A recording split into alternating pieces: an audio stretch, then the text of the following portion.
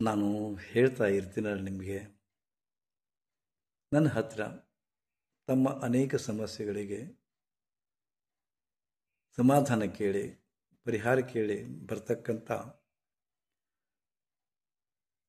ಪ್ರತಿಶತ 100ರಲ್ಲಿ 100 ಜನಕ್ಕೆ 90 ಜನರಷ್ಟು ಸಾಧಕರು ನನ್ನನ್ನು ಅವರು ಗುರುಗಳಂತ ಒಪ್ಪಿಕೊಂಡು ಬರೋದಕ್ಕಿಂತಲೂ ಹೆಚ್ಚಿಗೆ ತಮ್ಮ ಮನೆಯ ಒಬ್ಬ ಹಿರಿಯ ಅಂತ ತಿಳ್ಕೊಂಡು, ತಮ್ಮ ಮನೆಯ ಒಬ್ಬ ಹಿರಿಯ ಸದಸ್ಯ ಅಂತೂ ನಂಬಿಕೆಯಿಂದ ವಿಶ್ವಾಸಿಟ್ಟು ಏನೋ ಪ್ರೀತಿಯಿಂದ ಬರ್ತಾರೆ. ಎದಕ್ಕೆ ಬರ್ತಾರಪ್ಪ ಅಂದ್ರೆ ಸಣ್ಣ ಪುಟ್ಟ ಜಗಳ, ವೈಮನಸ್ಸು, ದ್ವೇಷ, ಮನೆಯೊಳಗಿನ ಅಸಮತೋಲನತೆ, ಹೌದಾ, ಕಿರಿಕಿರಿ, ತಾತ್ಸಾರ, ವೈಷಮ್ಯ ಇಂಥ ಭಾವನೆಗಳನ್ನು ತೆಗೆದುಕೊಂಡು ಜರ್ಜರಿತರಾಗಿ ಪರಿಹಾರ ತಮ್ಮೊಳಗೆ ಸಿಗದೆ ಹೋದಾಗ ನನ್ನ ಕಡೆ ಟೈಮ್ ತೊಗೊಂಡು ಬಂದುಬಿಡ್ತಾರೆ.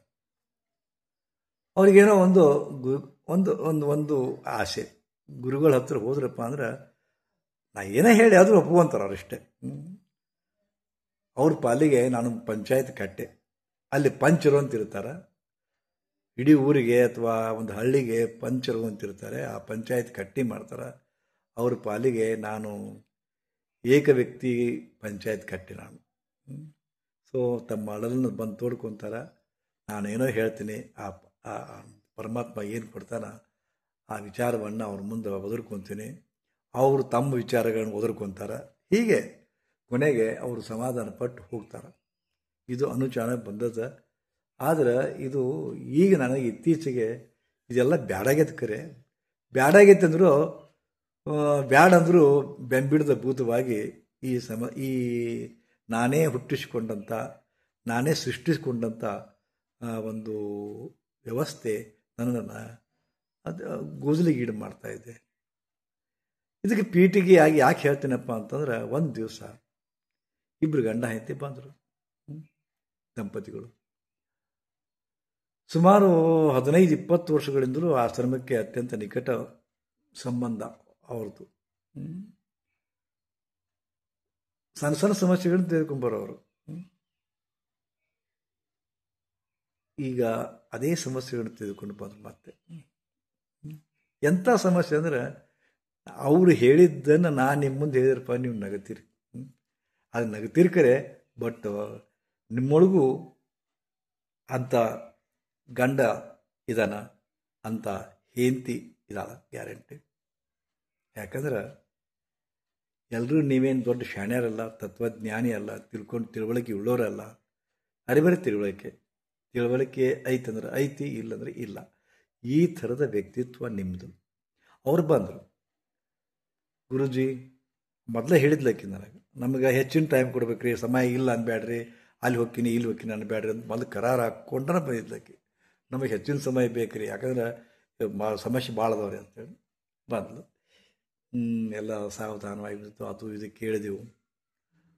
ಏನವ ಭಾಳ ದಿವಸ ಆಯ್ತು, ಮತ್ತು ಸಮಸ್ಯೆ ತಂದಿದ್ದಿಲ್ಲ ಅಂತ ಮತ್ತೆ ತೊಗೊಂಬಂದಿರಾ ಅಂತಿಕೊಂಡ ಅಂತ ಕೇಳಿದೆ.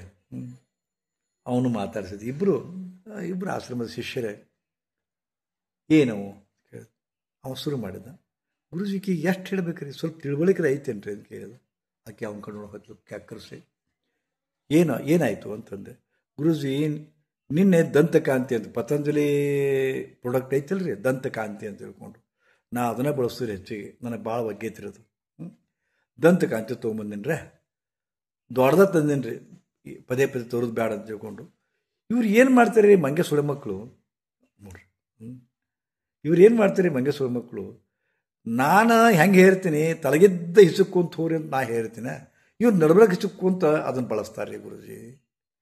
ಅವು ಇಲ್ಲಲ್ಲೇ ಬಿಡ್ತಾವಲ್ರಿ, ಹಿಂಗೆ ನಡ್ಬಳಕ ಖಾಲಿಯಾಗಿರ್ತೀರಿ, ಪಟಕ್ಕನ ಹೊಡೆದ ಹಾಕವ್ರು, ಸಡ್ಲು ಹಾಕೋರಿ. ಅವು ಕೆಳಗಿದ್ದು ಹಿಸುಕೊಂತಾರೆ, ಏನು ಗ್ಯಾರಂಟಿ ರೀ, ಏನಾಗುತ್ತೆ ಇವ್ರಿಗೆ, ಏನು ತೊಂದರೆ ಅದ ಇವರಿಗೆ ಕೆಳಗಿದ್ದು ಹಿಸುಕೊಂತ ಹೋದ್ರೆ ಅಂತ ಅಕ್ಕಿ ಶುರು ಮಾಡಿದ್ಲು. ಗುರುಜಿ ಕೆಳಗರ ಹೆಚ್ಕೊಳ್ರಕ್ಕ ಮ್ಯಾರ ಹೆಚ್ಕೊಳ್ಳೋಕೆ ಒಟ್ಟು ಹೆಚ್ಚಿಗೆ ಹೊರಗೆ ತೆಗೆದೈತಿಲ್ರಿ ಅದು ಪೇಸ್ಟು. ಇದು ಇಟ್ಟಿಕ್ಕ ತಲೆ ಕೆಡ್ಸಂತ ನೋಡ್ರಿ, ಬರೀ ಪಿಟಿ ಅದನ್ನ ಅಲ್ಲಿ ಹಾಕಿಟ್ಟು ಇದನ್ನ ಇಲ್ಲಿ ಹಾಕಿಟ್ಟು ಏನು ರೀ ಗುರುಜಿ, ಸಾಕಾಗೈತಿ ನಿಮ್ಮ ಸೆಷನ್ ಕಾಲಾಗ ಅಂತ. ಈಗ ಅವನು ಸ್ವಲ್ಪ ಸಿಟ್ಟು ಬಂತು, ಈ ನಿಕ್ಕಿನ ಮೇಲೆ ರಿವೆಂಜ್ ತಿರ್ಸಬೇಕು. ಏನು ಸುದ್ದದಿ ಯಾಕೆ ಹಾರಾಟ ಹಿಂಗೆ ಮಾಡ್ತಾ ಹೊಟ್ಟು ಗುರುಜಿ. ಮನೆ ಏನಂತ ಗೊತ್ತದನ್ರಿ, ಆ್ಯಕ್ಚುಲಿ ನಮ್ಮ ಕಾಕ ತೀರ್ಕೊಂಡ್ರಿ ಗುರುಜಿ. ನಮ್ಮ ಕಾಕ ತೀರ್ಕೊಂಡು ಸುದ್ದಿ ಬಂದೈತಿ, ಊರಿಗೆ ಹೋಗ್ಬೇಕಾಗೈತಿ. ಹೌದಾ, ಊರಿಗೆ ಹೋಗ್ಬೇಕಾತಪ್ಪ ಅಂತ ಈಗ ಏನು ಮಾಡ್ದು ಗೊತ್ತದನ್ರಿ, ತಾಸುಗಟ್ಟಲೆ ಮೇಕಪ್ ಮಾಡ್ಕೊತಾಳ್ರಿ. ಇದು ಮೇಕಪ್ ಮಾಡ್ಕೊಂಡು ಟೈಮ್ ರೀ ಗುರುಜಿ. ಮೇಕಪ್ ಮಾಡ್ಕೊಂಡು ಮತ್ತು ನಾ ಹಚ್ಚಿದೆ ಲಘು ತಯಾರಾಗ ಮತ್ತು ಹುಡುಗರಿಗೆ ಇದು ಮಾಡಿದೆ ಅದನ್ನು ಮಾಡಿದೆ. ಗುರುಜಿ ಸತ್ತು ಸುದ್ದಿ ಗೊತ್ತಾದ ಮೇಲೆ ಸಹಿತ 4 ತಾಸು ಮಾಡಿ ಹೊಟ್ರಿ ಈಕಿಗೆ ಸಿಟ್ಟು ಬರ್ತಲ್ಲನ್ರಿ ಗುರುಜಿ. ಇಷ್ಟು ಹೇಳೋದು ಸರಿ, ಮನ್ಯಾಗ ಮಾಡಿ ಹಾಕೋರು ಯಾರ್ದಾರನು, ಮತ್ತು ಮಕ್ಳಿಗೆ ಯಾರು ಮಾಡಾಕ್ತಾರ? ನೀವು ಹೋದ್ರಪ್ಪ ಮಕ್ಳು ಎಲ್ಲಿ ಹೋಗ್ಬೇಕು? ಹೋಟೆಲ್ಗೆ ಹೋಗ್ಬೇಕು, ಉಪವಾಸ ಬೀಳ್ಬೇಕು, ಒಳ್ಳೆ ಹೇಳ್ತಾರೆ ನೀವು. ಊಟಕ್ಕೆ ಬುತ್ತಿ ಕಟ್ಟಿ ಡಬ್ಬಿ ಕಟ್ಟಿ ಹೋಗ್ಬೇಕಾಗಿ ಬಂತು ಗುರುಜಿ. ಆಟಕ್ಕೆ ಇವರು ಓದಾಡ್ತಾರ. ಹಾಂ, ಒಂದು ಸುರು ಅವನು ಫೇಲ್ ಆತಲ್ಲ. ಅವನು ಫೇಲ್ ಆಗ್ಯಾನ. ಅವ್ರು ಹಂಗೆ ಅಂದಿದ್ದಕ್ಕೆ ಈಕಿಗೆ ಒಂದು ಸಿಟ್ಟು ಬಂತು. ಗುರುಜಿ ಅವ್ರ ಕಾಕ ಸತ್ತಿದ್ದಕ್ಕೆ ಒಂದು 4 ತಾಸು ಲೇಟ್ ಆದರೆ ಹಿಂಗೆ ಮಾಡ್ತಾರೆ ರೀ ಅವರು. ಹೇಳ್ತೇನೆ ರೀ ಒಳಗಿಂದ ಗುರುಜಿ ನಮ್ಮ ಅಪ್ಪ ತೀರ್ಕೊಂಡವ್ರಿ ಗುರುಜಿ. ಹೇಳ್ತೀನಿ ನಿಮಗೆ, ದಯವಿಟ್ಟು ಇದನ್ನು ಯಾರ ಮುಂದೆ ಹೇಳಬೇಡ್ರಿ, ಮತ್ತು ಯಾರ ಮುಂದೆ ಹೇಳಬೇಡ್ರಿ ಸೇರಿಸ್ತಾರೋ. ಯಾರ ಮುಂದೆ ಹೇಳಬೇಡ್ರಿ ಗುರುಜಿ, ಹೇಳೋದ್ರೂ ಗ್ಯಾರಂಟಿ ಐತಿ ರೀ ಅಂತಾರೆ. ಮತ್ತು ಹೇಳಬೇಡ್ರಿ ಅಂದು ಹೇಳೋದನ್ನು ಗ್ಯಾರಂಟಿ ಐತೆ ಅಂದು ಗೊತ್ತಿದ್ದು ಅವ್ನು ಮತ್ತೊಂದು ತೋರಿಸಿದ್ರಕ್ಕೆ ನಡ್ಬರ್ಕ. ಏನು ಗುರುಜಿ, ಇವ್ರು ಭಾಳ ಕಚ್ಚೆ ಹರ್ಕದಾರ ರೀ, ಇವ್ರಿಗೆ ದಿನ ಬೇಕು ನೋಡಿರಿ, ಒಟ್ಟು ಸಂಜೆ ಆದ ಕೂಡ ಬೇಕು ರೀ ಅವ್ರು. ಹೌದಾ, ನಮ್ಮ ಅಪ್ಪ ಸುದ್ದಿ ಕೇಳಿನೂ ಸಹಿತ ಒಟ್ಟು ಅವತ್ತು ಪೀಡಿಸ್ತಾರೆ ರೀ ಕೂಡಾಕ, ನಾನು ಕೂಡಾಕ ಐತೇನ್ರಿ ಇವ್ರು ಸ್ವಲ್ಪ ಏನು ಬುದ್ಧಿ ಐತೇನ್ರಿ. ಮತ್ತು ಅವತ್ತು ಮಣ್ಣು ಕೊಟ್ಟು ಬಂದು ರಾತ್ರಿ ನನಗೆ ಬಿಟ್ಟಿಲ್ರಿ ಇವರು. ಎಷ್ಟು ತೀರೇ ಶಕ್ತಿ ಅದ ರೀ ಇವ್ರು, ಗೊತ್ತದನ್ರಿ. ಅವನು ಸಿಟ್ಟು ಬಂತು. ಅವ ಆಕಿ ಹೇಳಿದ, ಇವಕ್ಕೆ ಅವಂತ ಹೇಳಿದ್ಲು. ಯಪ್ಪೋ ನಾನು ಒಂದು ಸುರುಣೆ ತೊಗೊಂತಾಳೆ. ಶಾಪಿಂಗ್ ಹೋಗಿಲ್ಲ, ಎಲ್ಲ ಜಾತ್ರೆ ಕರ್ಕೊಂಡು ಹೋಗಿಲ್ಲ, ಎಲ್ಲರ ಒಂದು ಫೆಸ್ಟಿವಲ್ ಅಂತ ಕರ್ಕೊಂಡು ಹೋಗಿಲ್ಲ. ಬೇಕಾಗಲಿ ಬ್ಯಾಡಾಗಲಿ ಅದು ಬೇಕು ಇದು ಬೇಕು, 1000 ರೂಪಾಯಿ ಖರೀದಿ ಮಾಡ್ತಾಳೆ ಗುರುಜಿ. ಮತ್ತು ತಂದು ಮನ್ಯಾಗ ಇಟ್ಟಿರಲೋ ನೋಡಿದ್ಲು ಗುರುಜಿ. ಮಣಿ ಅನ್ನೋದು ಗೋಡೋನಾಗಿದ್ರು ಗುರುಜಿ. ಮತ್ತು ಅವನು ಸುರು. ಹೌದಾ, ನಾನಲ್ಲಿ ಎಷ್ಟು ಅಂತ ನೋಡಲಿ ಗುರುಜಿ. ಮನ್ಯಾಗ ಏನು ಆಳಿಟ್ಟಾರ ಕೇಳ್ರಿ ಅವ್ರಿಗೆ. ಯಾಕೆ ಅವ್ನು ಕಂಪ್ಲೇಂಟ್. ದೇವ್ರೆ, ನನಗೆ ಅನಿಸುತ್ತೆ ಪ್ರತಿಯೊಬ್ಬರ ಮ್ಯಾಗ ಕಂಪ್ಲೇಂಟ್ ಕೊಡೋದಲ್ಲ. ಅವ್ರದ್ದು ಐಬ್ಗಳನ್ನ ಇವ್ರು ಹೇಳೋದು, ಇವ್ರ ಐಬ್ಗಳನ್ನ ಅವ್ರು ಹೇಳೋದು. ನಾ ಕೇಳ್ತೀನಿ, ಪರಿಪೂರ್ಣ ಮನುಷ್ಯ ಯಾರದಾರ? ತಪ್ಪುಗಳನ್ನು ಮಾಡೋದೇ. ಟು ಅರ್ ಈಸ್ ಹ್ಯೂಮನ್ ಅಂತಾರಲ್ಲ, ತಪ್ಪು ಮಾಡೋದೇ ಮನುಷ್ಯನ ಗುಣ. ಆದ್ರೆ ತಪ್ಪುಗಳನ್ನ ಎತ್ತಿ ತೋರಿಸದಂತೆ. ಅದು ಎತ್ತಿ ತೋರಿಸಿದ್ರೆ ಹೆಂಗೆ ತೋರಿಸ್ಬೇಕು ಅದು ಗೊತ್ತಿಲ್ಲ ನಿಮಗೆ. ಕೆಲವೊಂದು ಸಹನ ಮಾಡ್ಕೋಬೇಕಾಗತ್ತೆ, ಕೆಲವೊಂದು ಕ್ಷಮಾ ಮಾಡಬೇಕಾಗತ್ತೆ. ಈ ಗುಣಗಳು ಇರದೇ ಹೋದ್ರೆ ಹೇಳ್ತಿಲ್ಲ, ಸೆಲ್ಫ್ ಕ್ರಿಯೇಟೆಡ್ ಪ್ರಾಬ್ಲಮ್ ಅವು ನಿಮ್ಮನ್ನು ಕಾಡ್ತಾ ಹೋಗ್ತಾವೆ. ಇದು ನೆನಪಿಡಿ. ಅದಕ್ಕೆ ನನಗೇನು ಅನಿಸುತ್ತಪ್ಪ ಅಂದ್ರೆ, ಇಂಥ ಇವರು ಒಂದು ಮಾದರಿ ಅಷ್ಟೇ. ಇಂಥ ಅನೇಕ ಜನ ನನ್ನ ಕಡೆ ಬರ್ತಾರೆ, ಬರೀ ಕಂಪ್ಲೇಂಟ್. ಗಂಡನ ಕಂಪ್ಲೇಂಟ್ ಹೆಂಡ್ತಿ ಹೇಳ್ತಾಳೆ, ಹೆಂಡ್ತಿ ಕಂಪ್ಲೇಂಟ್ ಗಂಡ ಹೇಳ್ತಾನೆ. ಇವರು ಗಂಡ ಹೆಂಡ್ತಿ ಅಲ್ಲ, ಕಂಪ್ಲೇಂಟ್ ಬಾಕ್ಸಸ್. ಅಹಂಕಾರ ಮತ್ತು ದ್ವೇಷದ ಮೊಟ್ಟೆಗಳು. ಸೊಕ್ಕದ್ರೆ ಇಬ್ಬರಿಗೂ ನಾ ಏನು ಕಮ್ಮಿ ನೀ ಏನು ಕಮ್ಮಿ. ಇಬ್ಬರು ದುಡಿಯೋರಿದ್ರಪ್ಪ ಇನ್ನಷ್ಟು ಸಿಟ್ಟು ಸೆಡವು ಕೋಪ ಅಹಂಕಾರ ಇಬ್ಬರು ದುಡಿತಿದ್ರಪ್ಪ. ಅಂದ್ರೆ ಆಕೆ ನನ್ನ ಮುಂದೆ ಹೇಳಿದಕ್ಕೆ ಅವಾಗ ದ್ವೇಷ ಶುರು ಆತಕ್ಕೆ ಮ್ಯಾಗ. ಆದ್ರೆ ವಿಚಿತ್ರ ಅಂದ್ರೆ, ನನಗೊಂದು ಫೋನ್ ಬಂತು. ಅವ್ರ ಮುಂದೆ ಮಾತಾಡಬಾರ್ದು ಅಂತ ತಗೊಂಡು ಎದ್ದು ಹೊರಗೆ ಹೋದೆ. ಒಂದು 10-15 ನಿಮಿಷ ಮಾತಾಡಿದ್ರು. ಒಬ್ಬರು ಮಾತಾಡ್ಬೇಕಂತಂದ್ರೆ ಅರ್ಧ ತಾಸುಗಟ್ಟಲೆ ಮಾತಾಡ್ತಾರೆ. ಗುರುಜಿ ನನಗೆ ಸ್ವಲ್ಪ ಟೈಮ್ ಕೊಡಬೇಕು. ಎಲ್ಲರ ಕಂಡೀಷನ್ನೇ, ಗುರುಜಿ ನನಗೆ ಟೈಮ್ ಕೊಡಬೇಕು. ನನಗೆ ಹೆಂಡತಿಗೆ ನನಗೆ ಟೈಮ್ ಕೊಡೋಕ್ಕಾಗವಲ್ದು, ಇವರೆಲ್ಲ ಟೈಮ್ ಕೇಳ್ತಾರೆ ಮಾತಾಡೋಕೆ. ಏನು ಮಾಡೋದು ಅದು? ಆದಾಗ್ಯೂ ನನ್ನಿಂದಾಗಿ ಒಬ್ಬ ವ್ಯಕ್ತಿಗೆ ಸಮಾಧಾನ ಶಾಂತಿ ಸಿಗೋದಾದ್ರೆ ಆಗಲಿ ಬಿಡು ಅಂತ ಸಹಿಸ್ಕೊತೀನಿ ನಾನು. ಆಯಿತಾ, ಹೋಗಿ ಬಂದ್ನ್ಯಾ, ಮಾತಾಡಿದ್ನ್ಯಾ. ಒಳಗೆ ಬಂದು ಇನ್ನೇನು ಹೋಗ್ಬೇಕನ್ನೋದ್ರಿಗೆ ಅವ್ರು ಮುಂದೆ ಕುಂತಿದ್ರಲ್ಲ, ನಾನು ಹಿಂದಿಂದ ಬಂದೆ. ಮೆಲ್ಲಗೆ ಬಂದಾಗ ಆತ ಏನು ಮಾಡಬೇಕು ಏನೋ ಹೇಳಿದ, ನಗಾಡಿದ್ರು ಮುಂದೆ ಒಂದು ಎದಿ ಮ್ಯಾಗ ಒಂದು ಚುಚ್ಚಿದಂಗೆ ಮಾಡಿದ, ಗುದ್ದಿದಂಗೆ ಮಾಡಿದ.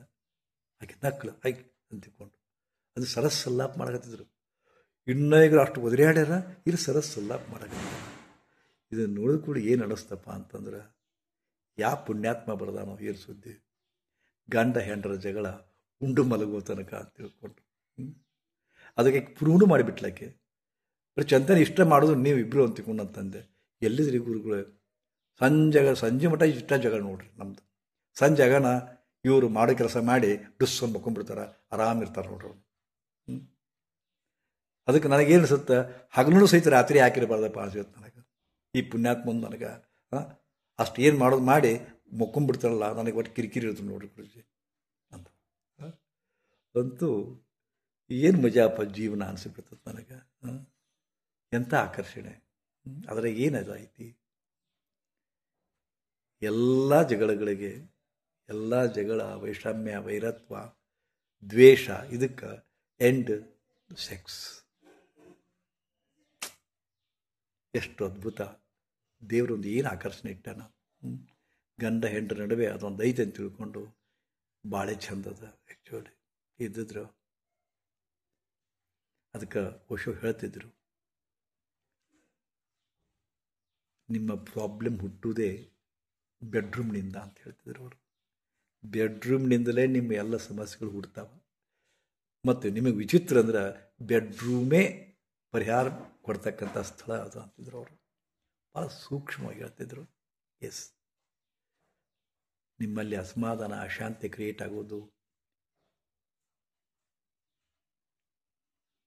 ಸೆಕ್ಸುವಲಿ ಸ್ಯಾಟಿಸ್ಫ್ಯಾಕ್ಷನ್ ಇಲ್ಲದೇ ಇರೋದು, ಅದು ಎಲ್ಲಕ್ಕೂ ಕಾರಣ ಆಗುತ್ತೆ ರೀ. ಎಲ್ಲಕ್ಕೂ ಕಾರಣ ಆಗುತ್ತೆ. ಸೆಕ್ಸುವಲಿ ಸ್ಯಾಟಿಸ್ಫೈಡ್ ದಂಪತಿಗಳು ಪರಸ್ಪರ ಅತ್ಯಂತ ಪ್ರೀತಿಯಿಂದನೇ ಇರ್ತಾರೆ. ಕ್ರಿಯೇಟ್ ಆಗೋದೇ ಓಶೋ ಹೇಳಿದ ಹಾಗೆ ಬೆಡ್ರೂಮ್ನಲ್ಲಿ ನಿಮ್ಮ ಲೈಂಗಿಕ ಕೊಡುಕೊಳ್ಳುವಿಕೆ ಏನದಲ್ಲ, ಅಲ್ಲಿ ಏರುಪೇರುಗಳು ಆದಾಗ ಈ ಥರ ಅಸಹನೆ, ದ್ವೇಷ, ತಪ್ಪು ಕಲ್ಪನೆಗಳು, ತಪ್ಪು ತಿಳುವಳಿಕೆಗಳು, ಹರಿಹಾಯುವಿಕೆ ಇವೆಲ್ಲ ಶುರು ಆಗ್ತವೆ. ಅದಕ್ಕೆ ಆರೋಗ್ಯ ಅಂದ್ರೆ WHO ಹೇಳ್ತದಲ್ಲ, ಮ್ಯಾನ್ ಎಷ್ಟು ಹೆಂಗೆ ಆರೋಗ್ಯ ಅನ್ನೋದು ಹೆಂಗಪ್ಪ ಅಂತಂದ್ರೆ, ಒಬ್ಬ ವ್ಯಕ್ತಿ ಹೆಲ್ದಿ ಇರಬೇಕು. ಹೆಂಗೆ? Physically healthy, mentally healthy, emotionally healthy, ಆನಂತರ ಸ್ಪಿರಿಚುವಲಿ ಹೆಲ್ದಿ, ಲಾಸ್ಟಕ್ಕೆ ಸೆಕ್ಸುವಲಿ ಹೆಲ್ದಿ ಅಂದ್ಕೊಂಡು. ಆದ್ರೆ ಇದ್ರ ಬಗ್ಗೆ ಮಾತಾಡೋಕ್ಕೂ ನಮಗೆ ಅಸಹ್ಯ ಅನಿಸುತ್ತೆ.